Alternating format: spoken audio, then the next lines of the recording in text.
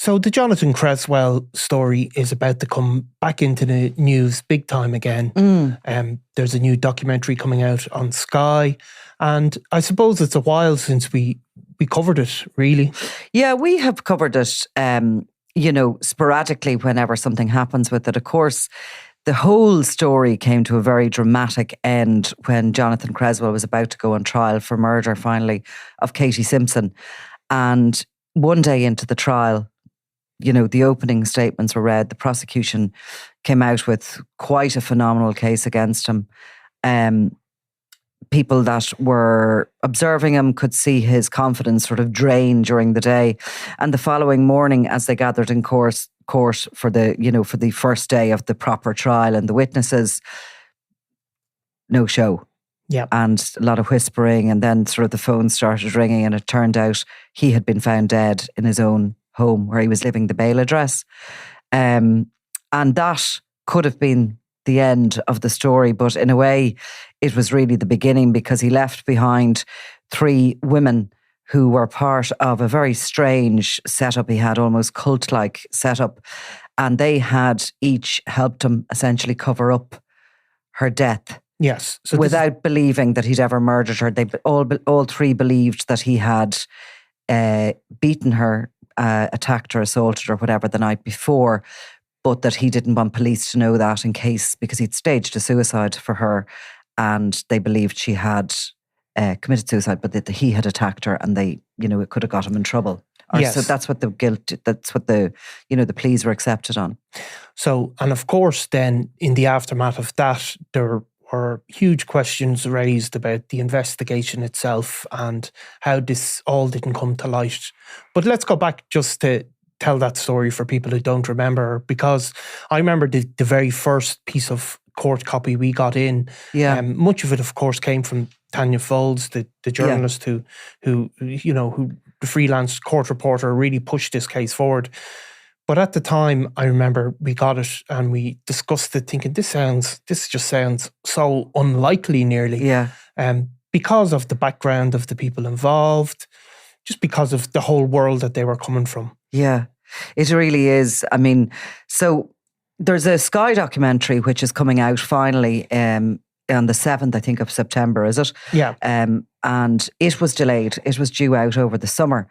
But let me just check. I have that day right. Yeah, it's Sunday the 7th of December. I think it's 3 parts. Yeah. And they have been filming. It was due to come out over the summer, and there was some controversy. There was, as far as I can make out, some of the family members were unhappy that there was an interview on it with Jill Robinson, who's one of the women that I've mentioned that were part of the cover-up, essentially, and that she may have come across as a very, somebody, as a victim herself, which is actually, the actual series were given to some journalists for review purposes for this July release, and the series was pulled, but not on time for the reviews to go out. Back, so actually we can rely on some reviews from some people who have who've watched it. Jenny Friel in the Daily Mail had done up a piece and it went ahead. She described how Jill Robinson told the story, was crying during it, telling it, and that it was clear that she was, while she was an ex-partner of Johnny Creswell, that she was still hugely loyal to him, that she couldn't believe that this had happened to Katie, and that she firmly sort of sticks with that she believes it was a suicide, or believed it was a suicide until he was on trial for murder. Anyway, that has all been going on in the background. The series was pulled and it seems to have all calmed down and it's going out. Yeah. Now, we have in the meantime here in Crime World been working for the last year and a bit on an 8-part podcast, which we will be releasing on our Crime World Presents series and feed in later in September. We're kind of getting there, if you know what I mean. Yeah. And we have followed this story from beginning to what is an open ending, really, because, all those questions remain about the PSNI and their handling of it. And I personally have also got a book due out on October 4th called Groomed. And it is, again, the story of this. So there's going to be a lot of talk. And really, I think both the documentary from Sky, I think our own podcast, and the book will actually focus people on what happened. Because, so I basically, I mean, this is not my usual fare, is it? No, it's not particularly. It's not really. I'm sort of do more organised crime stuff where things, to be honest with you, are simpler. Yeah. Things are a bit more black and white in that. While you will have the likes of a complex murder plot in the Robbie Lawler case, which we covered on Double Cross on that same podcast feed. You know, the reasons for it are pretty obvious. It's because, you know, it's because of money and it's because of power usually that people are murdered. And, you know, it's pretty obvious. Whereas this story was so dark. Yeah. It was one that I was happy to come out of and to almost come away from. So Katie Simpson was a young girl from a border little town called Tynan in County Armagh. She grew up there. She had two older sisters, Rebecca and Nina or Christina Simpson. And there's very little in Tynan, except at the time there was this doctor called Dr. Fitzgillespie, and he was training horses for Cheltenham and various things, having some success. So he had stables there. So in the town, there's like a church, there's a bus stop, a pharmacy, and then there was the horses. Right. So everybody was drawn to horses, particularly the young girls. And the Simpson girls, one by one, tripped into these stables where, you know, they'd often do a bit of mucking out. They'd get to ride a horse. Their mother eventually bought them a horse, which they shared and fought over. And Christina, the eldest, started to show much promise in show jumping. Dropped out of school and started into it full time. And Katie was destined to follow her from a very young age. She was brilliant at it as well, and obviously well able to handle horses and everything. So into that mix, into Tynan, came a jockey called Johnny Creswell, originally from Derry, also been brought up kind of like, you know, surrounded by this horse world and had been a young show jumper, was doing his apprenticeship and was employed in the yard.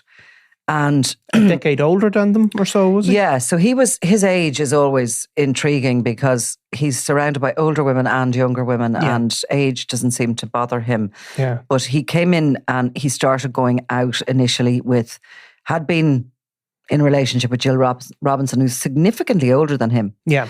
You know, she's a woman well in her 20s, and he's a teenager, and they have this relationship.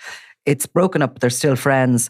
And he begins to get into a romantic relationship with a girl called Abigail Lyle. Abby Lyle, that name might be familiar to people. She actually represented Ireland in the Olympics this year in dressage. She was really bubbly, full of personality young girl. She went daft for Johnny Creswell when she saw him. And they started exchanging texts and they soon got into this relationship. Some months down the road, he starts to beat her and really abuse her badly. And what year is this now at this point? You're about 2008. Yes. Yeah? Yeah. He winds up basically in court. He denies all. He actually paints Abby as a nutter. Yeah. You know, she was in love with me and she'd do anything because he was moving on. And so he winds up in court. He ultimately pleads guilty on a number of assault charges. The full story doesn't really come out about what he's done to her. But he serves a short term in prison and returns to Tynan. Yeah. And back into the welcoming arms of, you know, a number of women at this stage that he's knocking around it all the time, but pretty much the horse community accept him back. They believe his story that perhaps Abby was just jealous, a silly, jealous girl who made these allegations that he was in a position, he said, that, you know, look, he was going to have to plead guilty or otherwise it was going to be terrible for everybody concerned. So he just sort of sucked it up. Yeah. He was the good guy. He pleaded guilty, took it on. So he goes back and he then starts into a relationship with Christina Simpson, who's a young teenager at this stage. And again, from the outside, this all looks quite normal. Sometimes it does, sometimes it doesn't. Sometimes people see things they don't like it. As you delve into the world of Johnny Creswell, you realise that he is conducting coercive relationships. He's grooming young girls. He is cruel to animals, and he is sort of slowly bringing more and more women into this world. And what is that world like? This is the kind of unusual bit of it. Like if you look at gangland crime, as you talk about it, there's this subculture where the abnormal becomes normal. And so there's groups of people hanging around together where drug dealing and violence is just normal within their little subsection of society. Now, they might know it's not normal in the wider world, but to them, it's just regular life. And there's something similar going on in the horse community, or is there? Well, isn't it a subsection really too, you know? I mean, I think that when you're looking in, you think it's the real privileged world. I think it's a world of the haves and have-nots. You have an awful lot of very privileged people who can afford to buy their kids really good horses, who can afford to send them to lessons, who have aspirations for them, but there's money behind them. A lot of people who are involved in training horses, who are involved in, keeping them. Some of these people have inherited land, for example, and they have then turned them into successful stud farms. But it's like as if they've had a leg up in the beginning. And then you have this vast population who, both young girls and guys, who adore horses, who really want to make an employment for themselves in it, or a life for themselves in it. And they're sort of going in as grooms, and they're hanging around, and they're trying to do little bits of jobs and this, that and the other. And they ultimately are, the horses are their world. So there's a lot of, it was intriguing for me because it's not something I've ever really done. Certainly I was never into horses. I took up a little bit of horse riding in later life and decided that I didn't want to break my back, so I had to give it up after a horse took off with me on it one evening. But so it's kind of it's a strange world for me, but it's a place that firstly is a huge industry in Ireland. Going back to the days when Charlie Haughey was in power, he brought in a lot of tax incentives that created massive employment today, like the Aga Khan bought up stud farms here in Ireland, and other very wealthy people came to train their horses. Irish horses became famous worldwide on race courses. You can see in Cheltenham every year the number of Irish winners. And so it's a huge industry here, and there's a lot of employment in rural areas for kids young who people. Maybe don't finish school. I saw that a lot in it. Certainly a lot that surrounded Johnny Creswell were young people who were maybe struggling with academia, and they sort of fall out of that and into, I suppose, the lowest beginning of employment in it, which is either being a jockey or a stable hand. And they go into that world. There's lots of opportunities for predators in it, actually, because there's lots of hidden corners and stables. There's a power structure there within that world. The jockeys, Creswell was a bit of a cowboy riding into town. Younger girls will look up to the jockeys, and especially the ones who are very daring on horseback, as he was. And so he was a talented jockey, was he? Yeah, there's a bit of debate about that. People who really know horses, and two in particular I spoke to, described him as sitting awkwardly in the saddle. But they both would have agreed that his real skill was hanging on for dear life no matter what. Right. So he was great at the hunts, and he was good at the jumps. Because that's really, if you can hang on, you can get over the finish line with those things. Whereas with show jumping and the sort of the dressage events, I think it's all about how you sit and how you're gracefulness or whatever. Exactly, yeah. So Jonathan Creswell, so you can see how it develops. There's for example, I mean, most of these places where people are working in this equestrian world, they're by their nature in the countryside. They're not in the middle of cities with loads of people coming and going. A little closed world. He sort of manages to have these women around him, and at least it tries to exert control over them. Is he this sort of charismatic character? Do people like him? Do they find him, do they see what these women see in him? People like him or loathe him. Yeah. There's no in between.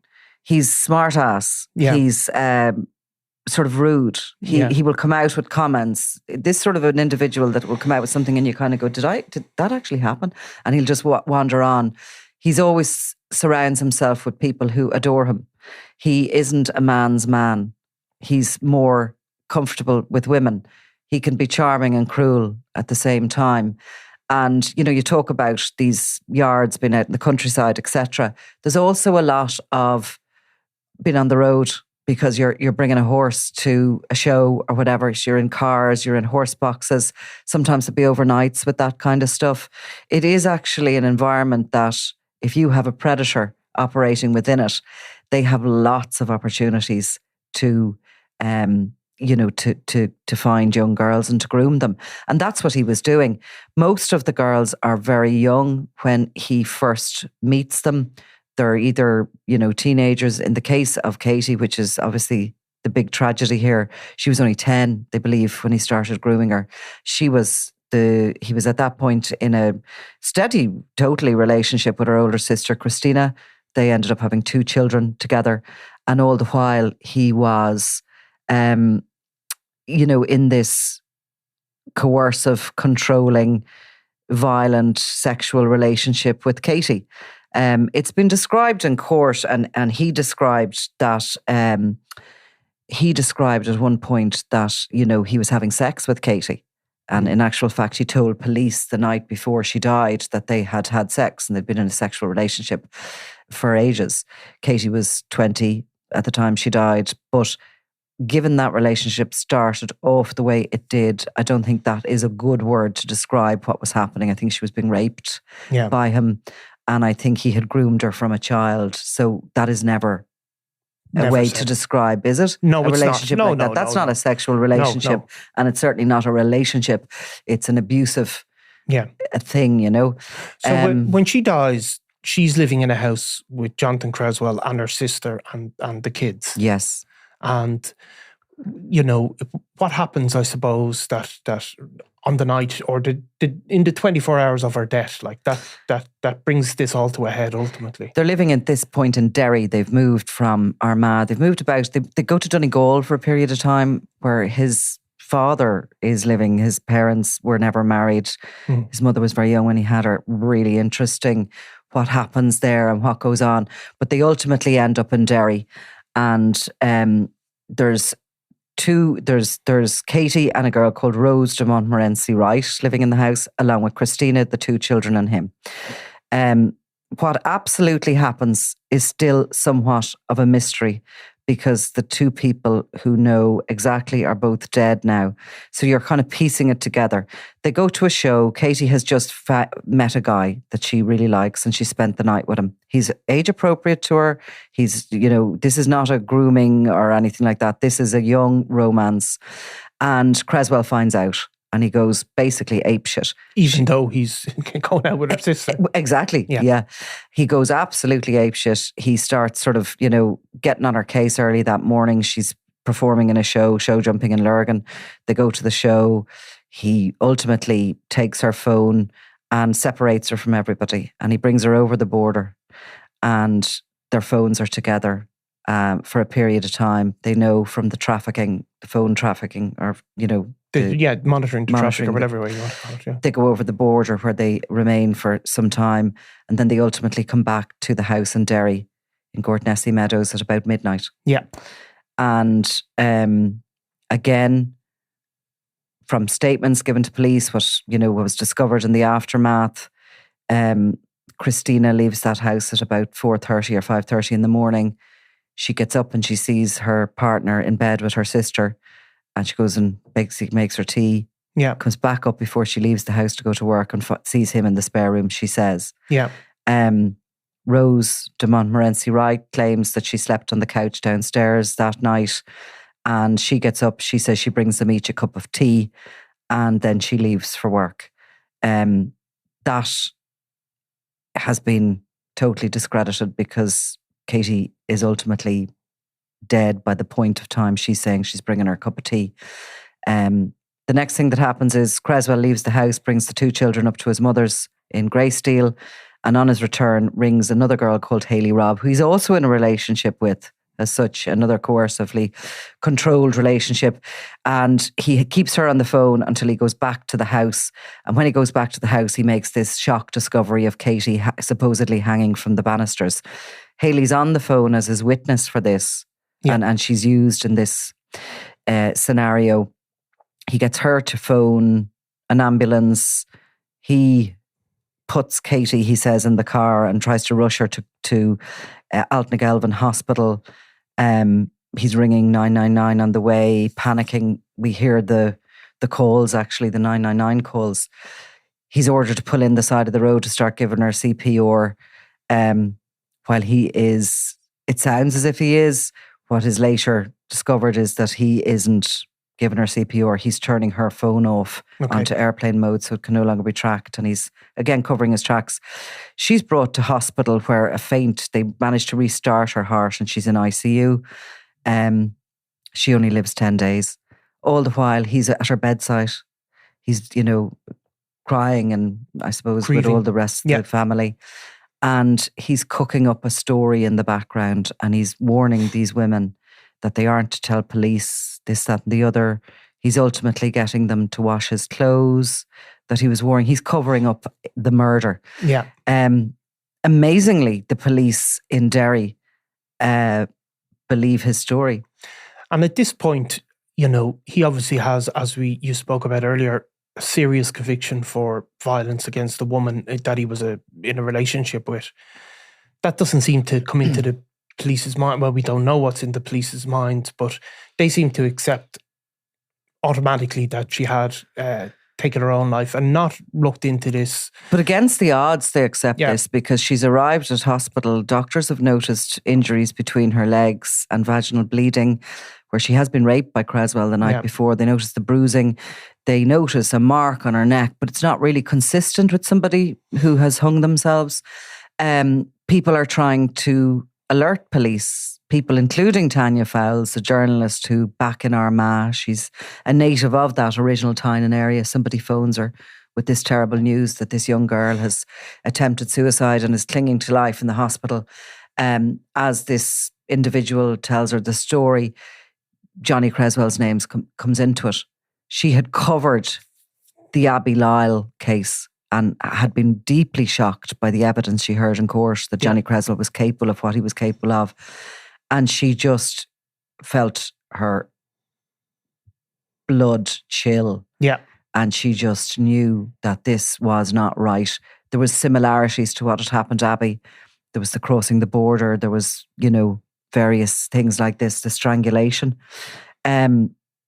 She phones the police in Derry, absolutely sure they're on the case because, she knows about it. But just in case they aren't, to just say to them, who this guy is, he's got this background. They dismiss her. Other people, including members of Katie's family, are kind of going to police saying, ooh, we really don't like this Creswell guy. This is not right. But everybody is dismissed. Yeah. And dismissed onwards from August. She dies in August, 10 days after she arrives in the hospital. He's the chief mourner at her funeral and he lowers her into her grave.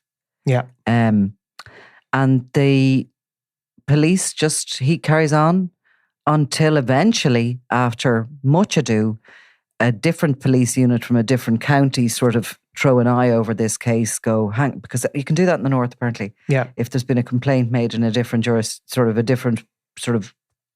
area. Geographical area, yeah. They can have an amount of time that they can look at the case. So this other team, headed up by a Detective Sergeant James Brannigan, they have a look at the case and they go, holy God, this should be a murder inquiry. Yeah. This shouldn't be closed off as an accidental suicide death. And eventually it's agreed that a murder inquiry is launched, but that's by January. And she dies in the August of 2020. So in the meantime, Jonathan Creswell, he's gone back to his normal life. Is he still with Christina? He's still with Christina, yeah. And, he's returning to that world. Then this investigation starts and presumably it takes a bit of time before... Well, he's arrested in the March. Right, okay. So the murder inquiry is only launched in the January. He's arrested by the March. He's brought in for questioning and police are scrambling really hard. There's a lot of interesting things there, but we'll wait to reveal them in the podcast. he is basically arrested and fairly quickly charged with murder. Yeah. Although the failings of the previous police inquiry are very evident because it's a circumstantial case. A lot of the evidence is lost because of the passage of time. Yeah. To be honest with you, as the trial date sort of comes up, and ultimately one of that girl, Hayley Robb, I described, who was on the phone to him, she was actually on her way that morning up to have a sexual encounter with Creswell. She was also groomed really from the age of 17 by him and was in a 10-year relationship, if you'll call it that, with him. She decides to come clean and she goes in and she tells the police about the cover-up in the background. Yeah. That he'd asked her to clean blood from the banisters. He'd asked her to wash his clothes in between Katie arriving at the hospital and him supposedly following. He'd gone home and had a cold shower. Yeah. Washed himself clean. Stuff that was so obvious, like that the police missed. He had a new top on, even though he was supposed to have been following the ambulance to the hospital. So she kind of is the whistleblower, Hayley Robb. And while she has done wrong and she'll later stand, plead and be convicted in for that, her role in the cover-up, she did find it in herself to confess and really to give us the real story of what happened, because I think the circumstantial case could have gone either way against him. Absolutely. Without her. No, and of course, the Katie Simpson would have been buried and all of that, so there would have been a very different investigation had gone on if it had been a murder inquiry launched at that stage. So 3 women, after he takes his own life, the 3 women ultimately would come before the court and they'd all plead. Hayley Robb, Rose de Montmorency Wright, Rose de Montmorency Wright admitted withheld knowing Creswell had assaulted Katie, because that was really a big part of the circumstantial case that he had been involved in. He'd assaulted her regularly, had a history of domestic violence against her. Jill Robinson was convicted of perverting the course of justice by washing his clothes, and Hayley Robb withheld knowing Creswell had assaulted Katie and perverted justice by cleaning blood in his home. Yeah. So he, presumably by the time Creswell gets to court, these women have also been arrested. These women are charged, and Hayley Robb has agreed to go be a witness. State witness. Yeah, it's not a state witness. She doesn't have to do that. Yeah. But she has agreed to give evidence for the state. Yes, and I think the other women had answered questions, or at some point they'd been arrested as well at that point. All three were charged before the courts with that. So he dies and they're left to carry the can. They're left to carry the can. And that's actually where I came in on the case, and I was covering their plea hearings and then their sentencing, and I just thought, what a story is this? Yeah. What has happened here? Because it really was, in a way, was it the ultimate betrayal? Were those 3 women she thought were her friends who had covered up her murder without knowledge of that, because that was what was accepted. The plea was accepted on the basis that they didn't know she'd been murdered, but they did know she'd been assaulted, and they helped Creswell cover that up. Yeah, in order to presumably for the purpose of not having the police investigate him. So that again. So yeah, it's a fascinating story, because is it a story of how ordinary people can get sucked into a criminal conspiracy by a charismatic individual? Is it a story of how somebody can effectively operate in clean sight, or is it a bit of everything? Yeah, it's amazing, because how does a guy like him have the power he does over women? Well, because there's some theories around which I sort of stumbled upon while I was doing the book, and one was very interesting. Now, it's not scientific, but some people believe that psychopaths almost omit an aura, which is mesmerizing. Right. And what is mesmerizing about it? Is it he mesmerizes women. Yeah. He mesmerizes them. It's as if he has some sort of a hypnotic power over them, women, and they were indeed described in court as women who would never have got involved in this sort of thing, in the conspiracy, the criminal conspiracy. But also Abby Lyle, who is thankfully very much alive. She would say herself that she could have been killed during any of those interactions with them. But she is a very articulate girl, and she is able to describe the shock she feels that she was so daft about him. I mean, she describes it, though, that he could be so cruel that it was like as if he'd broken her spirit. And when he was nice, it was like the best thing in the world. And he was always apologising after he'd do something.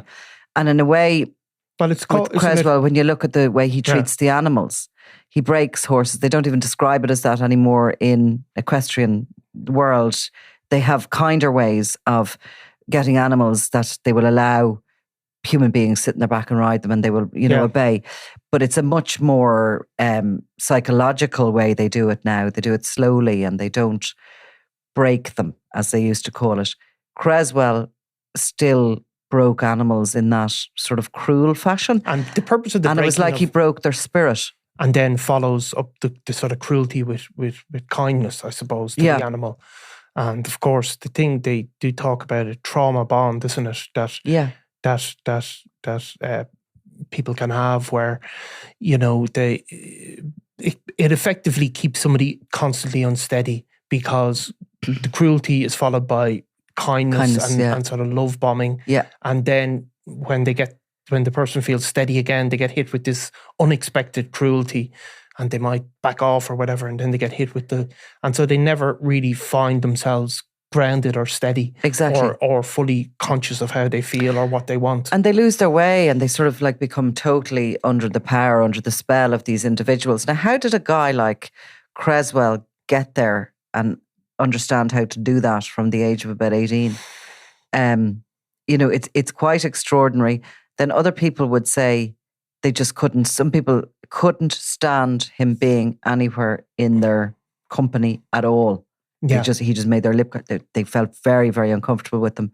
He was very threatening. He got away with a lot, which empowered him. And he could be still here today had it not been for the absolute, intrepid reporting of Tanya Fowles, a local reporter, a dying art, who knew the story inside out and was able to say, hang on, this isn't adding up. And other people besides, there was other people as well, some of them strangers to Katie, some of them friends, who really fought hard for her to get justice. Yeah, I mean, because the amazing thing is he did briefly get away with it, and it really could have gone away. I mean, it really could have. It wasn't as if in the immediate aftermath that there was this police suspicion, but they couldn't bring charges, or they were still working on getting it. He was effectively cleared. And it's so the Sky documentary we talked about which has nothing to do with us, but it is on September the 7th. As far as I know, it is a series of interviews with people who knew Katie, and some of whom were involved in the case, and they tell the story. I suppose the podcast brings you deeper into the psychology of it all, into his background, who he was, where he came from, what made him. And as well, we're very much looking at, what are the lessons to be learned from this, in those circles in for the horse industry, really. And also going forward, we have had access to certain reports which aren't in the public domain, which kind of pull back the problems that were there in that original investigation. And onwards, there is a review still going on into that. Police from Met Police are investigating what went catastrophically wrong with the original investigation. You can look at it and go, is this incompetence? Is it possible this is incompetence? Or is there something else there? Yeah.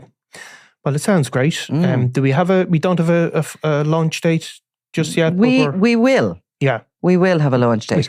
Okay, so the plan is that we are going to hopefully launch the podcast, which will be an 8-parter, towards the end of September. Yeah.